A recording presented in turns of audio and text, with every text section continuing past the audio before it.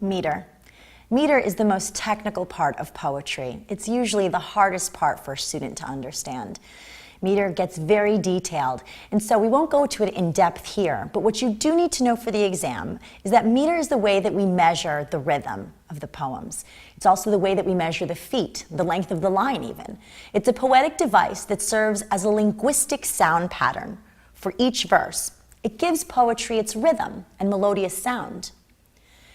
Meter measures stressed and unstressed syllables. So it's a stressed and unstressed syllabic pattern in each line. Now, stressed syllables tend to be longer and unstressed shorter.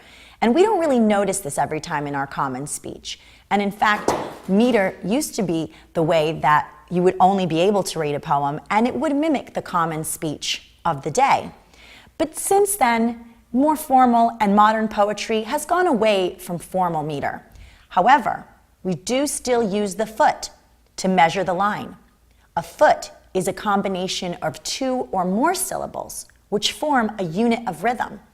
And however number of feet are on the line is how we determine the meter. For example, in Homer's Iliad, there are 6 feet per line, so it is written in hexameter. The most popular form of meter was popularized by William Shakespeare. All of his sonnets, and in fact his plays, are all written in iambic pentameter.